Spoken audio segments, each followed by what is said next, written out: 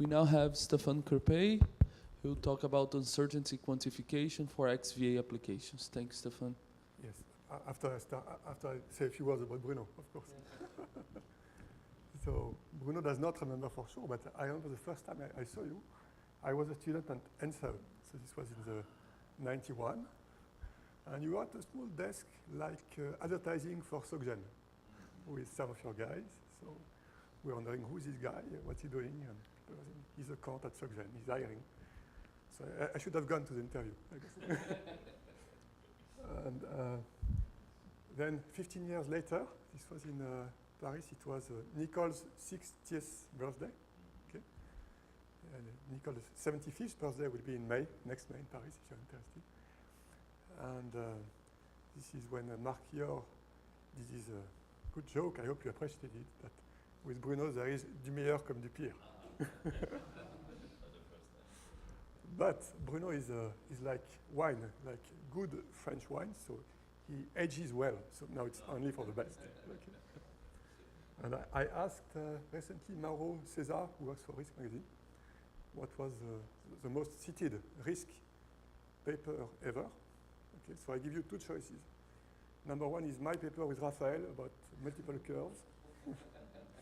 And number two is Bruno's paper, Pricing with a Smile. So guess what? Bruno comes first. and if you are curious, number two is in fact Pat Hagan and Saber model. So with this, thanks a lot, Bruno, and I'll switch to the talk, which will be the record of too many slides for 30 minutes. So I will do Jean-Pierre's way, half of the talk, essentially. So I try to give the idea, meaning it will be a lot about uncertainty quantification and very little about XVA applications, unfortunately. And it is this paper with Emmanuel Gobet.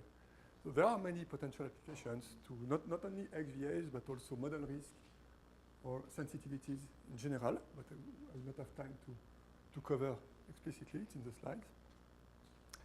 And I will start by a reminder about stochastic approximation, which is a very generic thing, okay? When you know how to simulate a model or a noise, V, and you want to find a zero of an expectation of some function of V and parameter Z, which can be in RQ, can be, and I assume this is well posed for just to simplify. So the problem is to numerically determine the root of that equation. So this exercise is also known as stochastic root finding. And the famous Robbins and Moreau algorithm is to iterate on Z, starting from initial gas Z0, by making the next Z to be the previous one minus a step times the integrand H, valued at the previous Z, and a new sampled V. Okay? And under simple assumptions, this converges almost surely to the root to the equation. And this is like a generalization of Monte Carlo, okay? And it can also be viewed as stochastic gradient if you pass to the integral. Okay, so just to clarify the connection, when you do Monte Carlo, you approximate a mean by sample mean, but sample mean can incrementally be viewed as the next estimate is the previous one minus 1 over k plus 1, previous estimate minus a freshly sampled V, which makes it a special case of stochastic approximation where the big H is this difference, Z minus V, and the learning rate is 1 over k. Okay. So stochastic approximation is like nonlinear extension of Monte Carlo if you want. Okay. And connection with stochastic gradient is when H is a gradient of potential, if you want, U. Okay. So that finding the root of expectation of H is 0 is like minimizing expectation of this U over the noise V. Okay. And this is behavior of stochastic gradient descent routine when compared with standard deterministic gradient descent. Okay. And when you do this stochastic gradient descent, typically you are not only interested in the argmin, but you like to know the value of the minimum. And there is a companion procedure for that. You run this companion loop, and obviously, upon convergence, y is equal to u at the converging z, and that's how you compute not only the argmin of the criterion, but also the value of the minimum. Okay? And this algorithm is used in everywhere. So for optimization, parameter estimation, we must say calibration, why not? Signal processing, adaptive control, stochastic gradient descent again, and stochastic gradient descent is the core of the machinery in most machine learning algorithms. That was mentioned by Sebastian in his course. Adaptive Monte Carlo, so like MCMC, Monte Carlo when runs are not independent.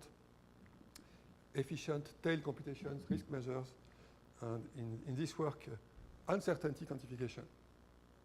So I will skip the detail of the stochastic adaptation and connection with machine learning for sake of time.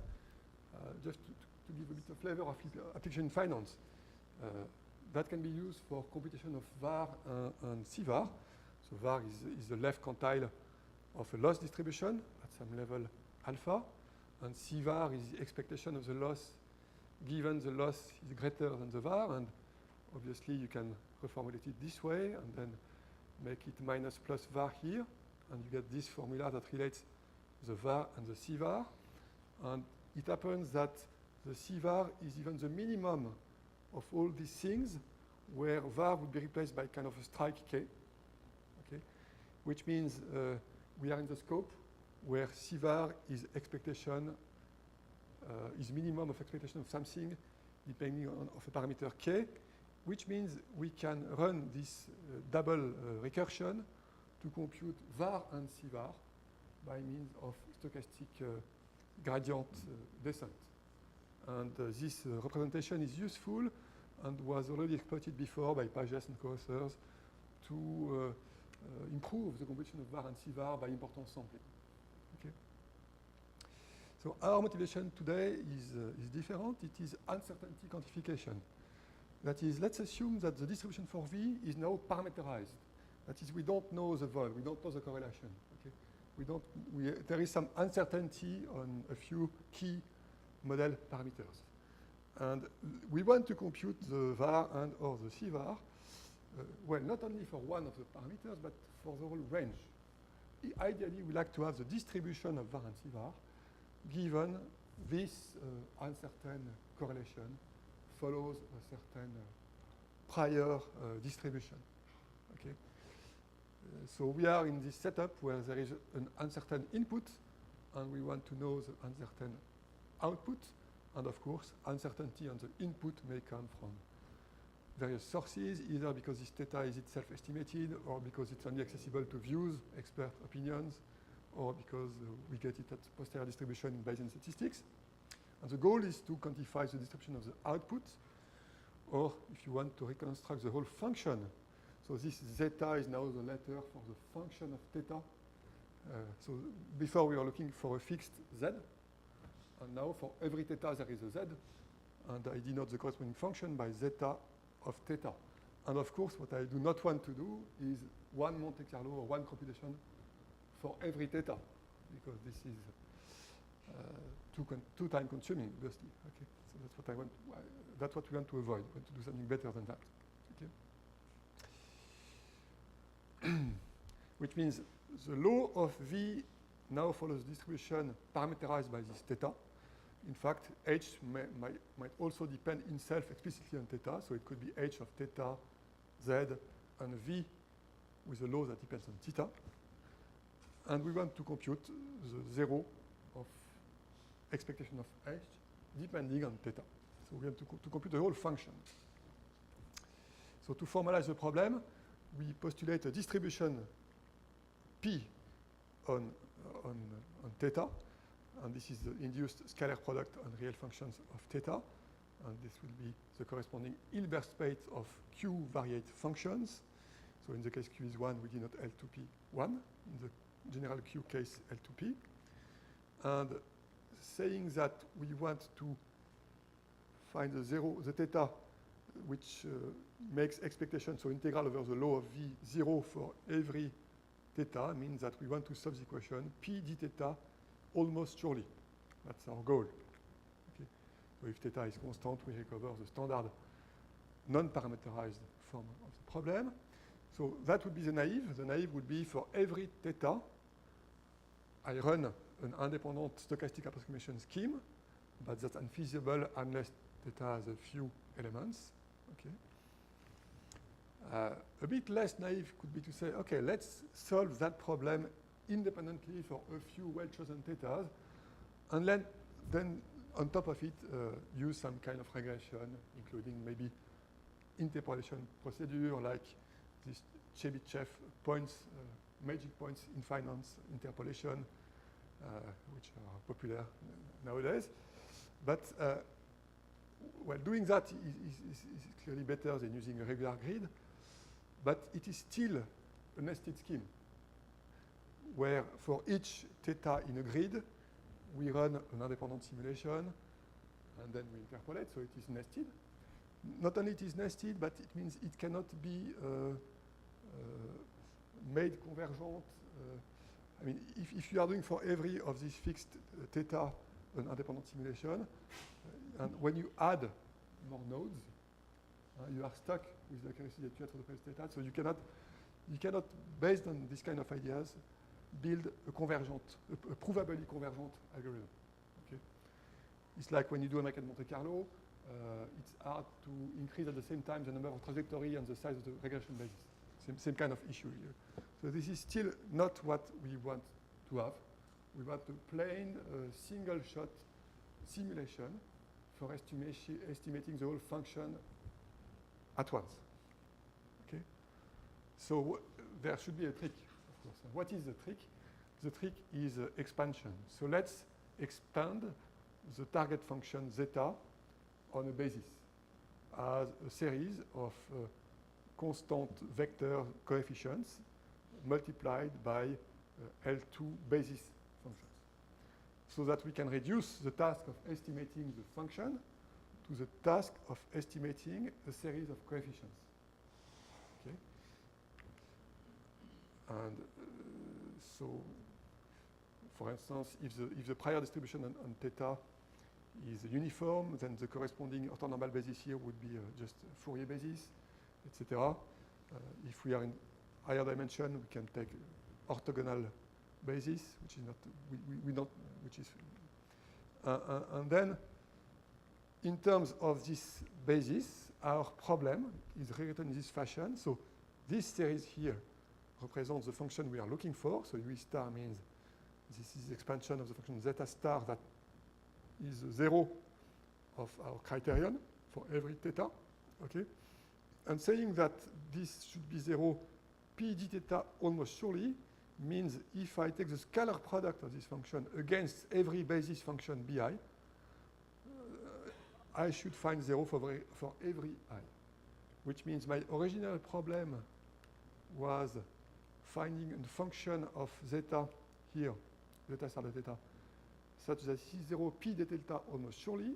So I'm looking at a function in an L2 space, and after this Kao expansion, I'm now looking for a sequence of coefficients, an infinite sequence of coefficients, satisfying this infinite system of equations.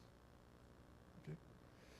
So assume for a moment that we would be lucky, and the problem would in fact be finite dimensional. That is, assume that this function zeta would be in the vector space spanned by the m+1 first basis functions bi.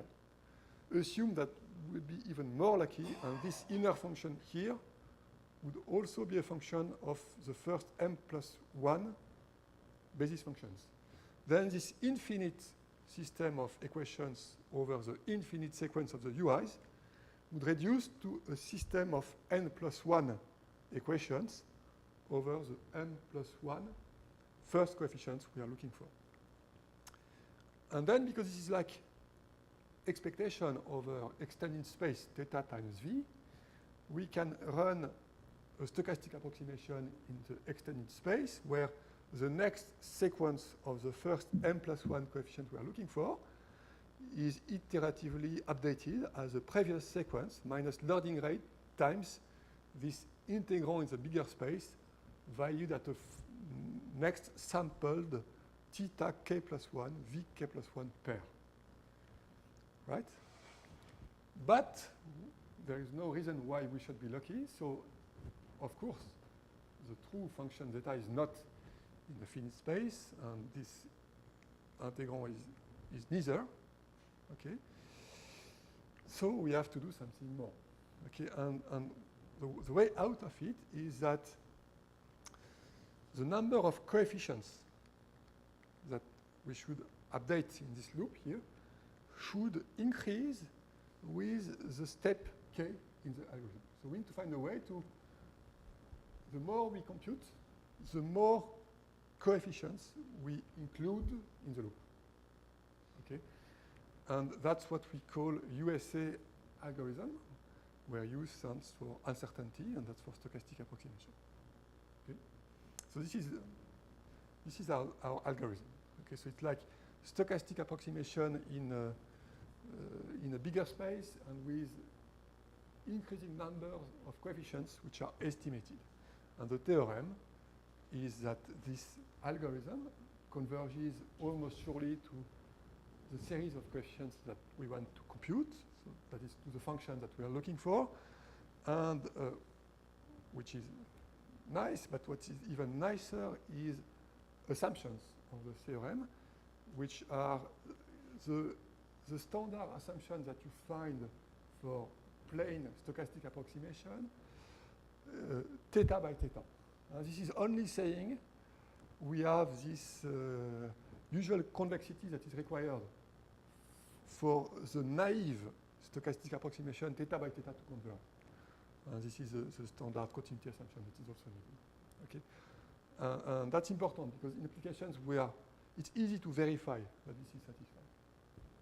Okay, or if it is or not.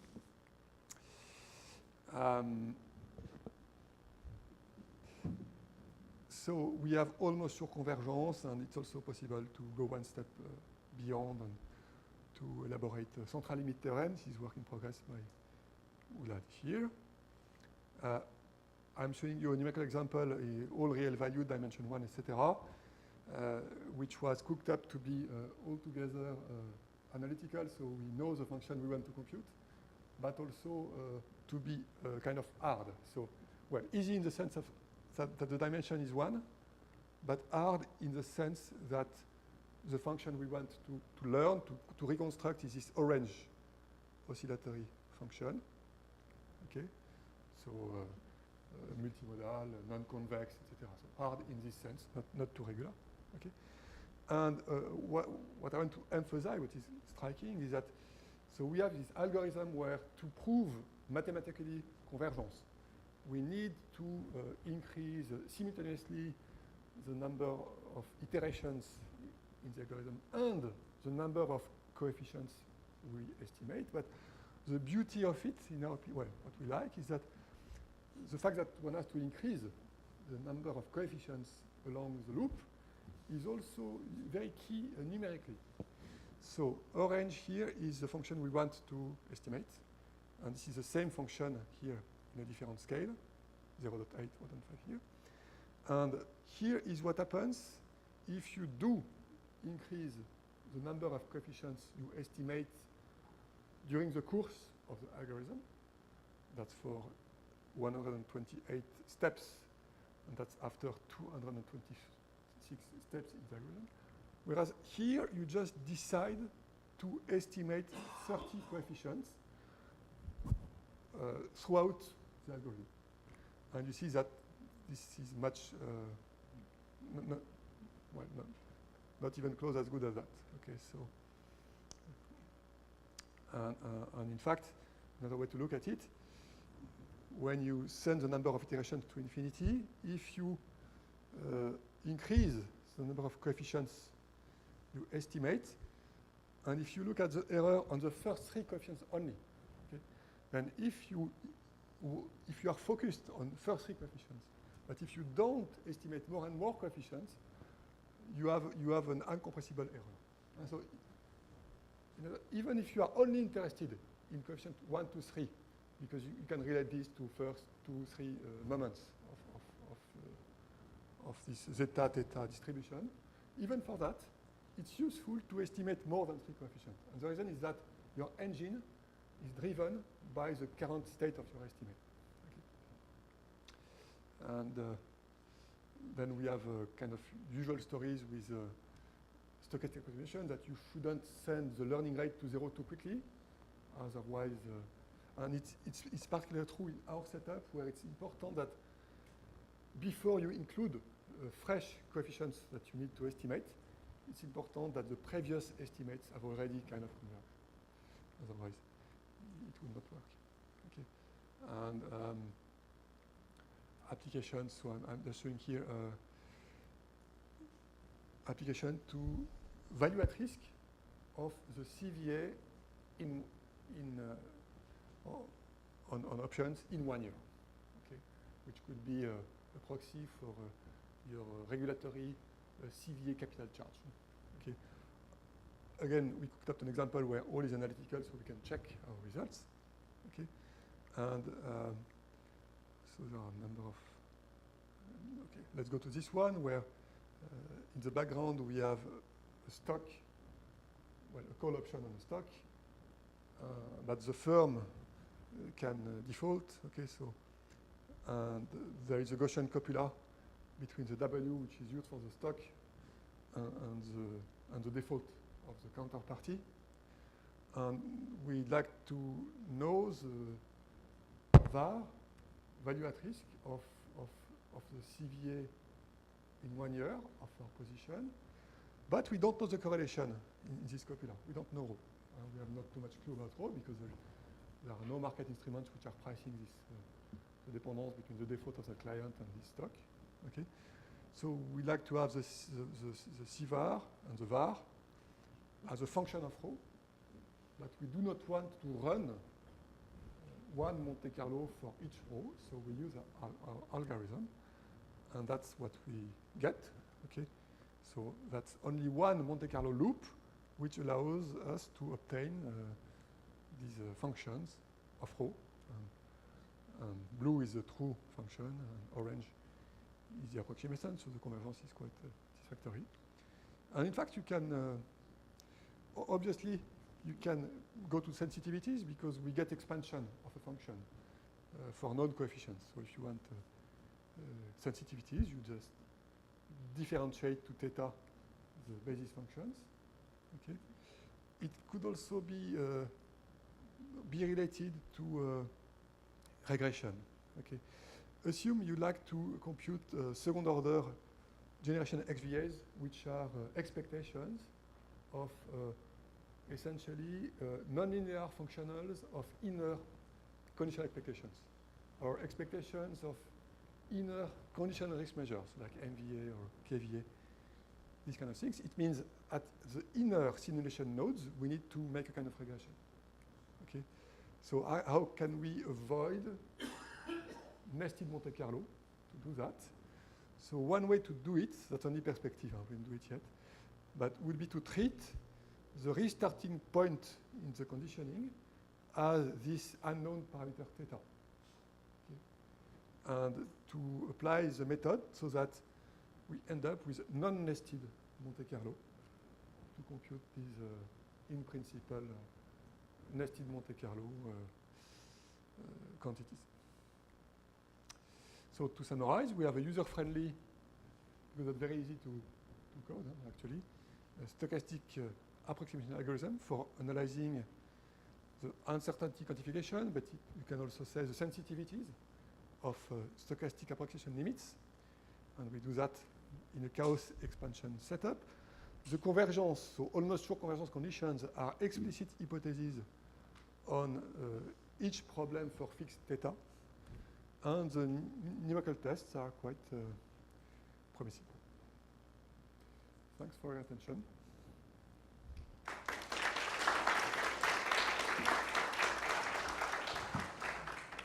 So now we have our questions for all the three speakers. Any questions?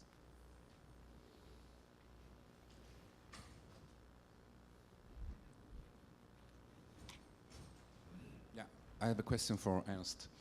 So if we will understand, your model is a, we can say, standard pragmatic model where you take as given the multiple curves. So as an input, you take the multiple curves or the spreads, if you want, across tenors. and you try to introduce risk factors in order to describe the different evolution of these curves.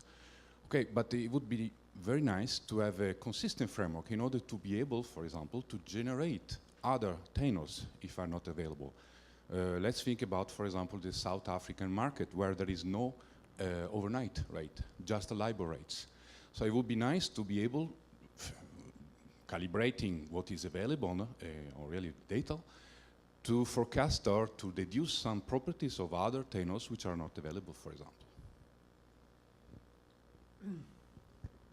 Yeah, I mean, this is, you want to have a magic tool. I mean, some way of forecasting things and to learn from other markets. That's the idea. But I don't think that this makes too much sense. I mean, how do you want to predict how the South African market will behave, knowing about the behavior of one other market? Of course, there are parallel movements, without any doubt. Everything is connected nowadays, and you can try to use this, to explore this, and then maybe we are back in machine learning to exploit data from other markets in order to get some information how at least historically this market behaved, and then to use it. Yeah, maybe one possibility is to take as an input not really, for example, the dynamics of the LIBOR rate or the forward, the ratio of bonds, but some other kind of risks. For example, what you well explained, the rollover risk or the liquidity risk. So you take this as an input and the dynamics of the LIBOR as an output. And in this case, you can. Okay, I was not honest in my question because there was an additional paper which you didn't quote of myself with Eric Schögel, and you attended this talk last year in Sydney. So okay. also, and there is the possibility to do that without any miracles. Okay. But if I can make a comment, South Africans also found a way. An answer to your question. By So the way, the last paper in your list, so Makrina and Mohamed, is exactly about that. Yeah. And they are from South Africa. Okay, I will add your paper. More questions? Since we've mentioned machine learning, I had a question for Stefan, because instead of doing decay or expansion, I mean, a natural thing would be to just take a deep neural net and which tries to approximate the function, maybe use the dual representation for your risk measures and run it there. How does this two compare? I mean, maybe you can't prove the convergence like you do, and Well, but numerically it would be interesting just to compare how they behave. so what problem do you have in mind exactly? Can you give an example, just a concrete problem? So, I mean, you take your exact example. I mean, you could write it for generically for anything, for any function zeta, right? I mean, what you're doing is you're approximating function zeta with regression on base functions, and then you're increasing the length. You could instead approximate it using a convolution of things, which is just your neural net, and this would give you another way. I mean, practically yes, but here the goal was to have, prove convergence. So I think it still be interesting just compare how those numerically. Right. And for your convergence, do you have a particular way to balance the learning rate with the speed at which you add further layers into the chaos, or does this work for any? No, we do have, of course. There is so in your algorithm, but you didn't show this. There is a particular way of doing this. Yeah. You have to satisfy certain conditions, and in the numerics, we work under these conditions, so it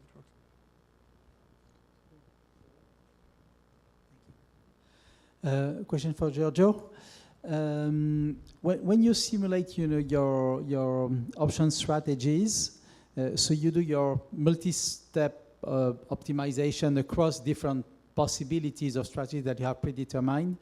Do you take into account, the fact that's pretty like I was doing, those multi-regime, the fact that the market, may change, or you assume that the dynamics of the market is preset? the dynamic is determined by the output of the vector autoregression model. So the model with these three, these three legs, and it will generate all the paths, in that case, for the equity, the bonds, and the money market. So then we price the options only on the equity, obviously, in this case, and then each value is within a strategy is determined by the fitting and the nodal, the tree processes along the tree. So we do not take into account different regimes. My third slide, in the previous work, what we were doing in that case was to select the objective function and therefore the strategy, relying on the information collected on the VIX. So that was a 1 month information that we did extract, and therefore up front we were selecting the type of strategy, either tracking or downside risk. Yes. So you still have an input that monitors in which regime we are today, actually, at least, yeah. Yes. Okay. No, so that okay. Well, there is room for improvement probably, but there is already Yes. a nice thing. A question for Stéphane also. A bit in the mood. When you do, you force your fitting by putting exactly the same number of unknowns and of equations at every single step. Which, when you do filtering in Fourier transform, I mean, we do inverse scattering. It's known to have limitations because precisely you're exposed to Gibbs phenomenon, etc. Do you think you can improve by having, using some Fourier filter, to deal with the abrupt cutting at one given level? So when you want to fit n coefficient, when you want to fit, for instance, 20 coefficients, you will make a criterion that will progressive decrease from 15 to 20 and things like this. That's what they do. What they do in signal processing. Okay, so thanks for the. And especially if you want to reach, I was surprised that you got a result almost surely by doing this method, because usually precisely it fails, and you have to do this kind of filtering to get almost surely methods. No, we already have almost surely, yeah. But okay, that's an interesting suggestion. Back to Jan's point, I mean, we really rely on the inverse structure, so L2. It's not like when you do regression for American Monte Carlo where you can substitute two. So. More questions? Just a quick one for Giorgio. It's basically related to what he said. You select a different period for different strategies. What's the reason? And what's the sensitivity? You do Monte rebalance with this? I think it would be very sensitive, because if events start of the month, it's very different to have option position at today or tomorrow. So. Yes, so the first question is related to the advance of the research. So the different strategies are typically considered by what we refer to as bullish or bearish or neutral investors. So a straddle, in case, will be consistent for a period of high volatility, while, and so on. And therefore, those periods, 6 months period, were selected just on that basis, and I presented results for those periods. So obviously, in order to analyze the consistency of the approach and its robustness, you have to, take into account a larger period, which is what we will do. Now, as for the rebalancing issue, that's a key issue. And obviously, once you take one strategy at time zero and then the market evolves, what we can currently do, but was not presented, is only to possibly decide whether it is appropriate to switch from, let's say, a protective put into a straddle or another type of strategy, but we do not evaluate currently the impact of a time inconsistency in the space of the possible process realization. So in that case, there are different methods. Very few authors have tried. Essentially, what you do is to reevaluate the current strategy in view of the, ex post of the market evolution, and then analyze what would be the adjustment induced by the new optimization problem that you solve. So the dynamics, if in a discrete framework you are lucky enough to see that the market evolves exactly as you were expecting, in each node you see, then the strategy is consistent, the one that you have previously determined. Here you have also another problem, which has to do with the branching, because since we have rich branching at the root node, and then decreasing branching in the later stages, so the following decision should be determined relying on a sufficiently rich model for the math to come.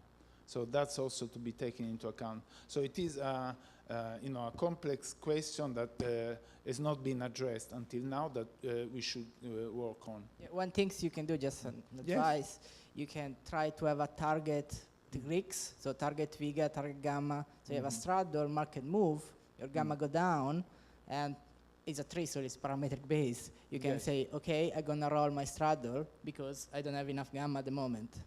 So this kind of stuff, you tend to have a lot of smoother way to pay off, more realistic actually, because and relying on the Greeks basically. Yeah, basically around it. Of course, you have estimation, but yeah. That's a good point. Thank you. So I have a question to Ernst, if I may.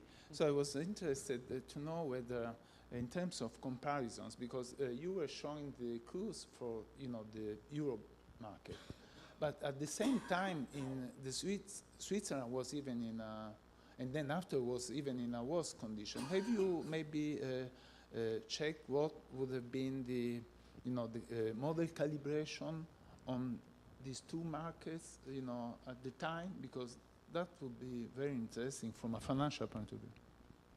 Yeah, I think that's a succession, not a question what I should do. That's true. So, thank you. Have you tried to? Well, I mean, we didn't spend too much time on the numerics. I don't see that it's our problem to optimize these procedures. I mean, you show the approach and you demonstrate that it can be implemented, but I mean, there are other people who might be able to optimize this, make it faster. Yeah. So I think we are late already, right, George? Yes. And we have some coffee break over there, outside. What? Okay.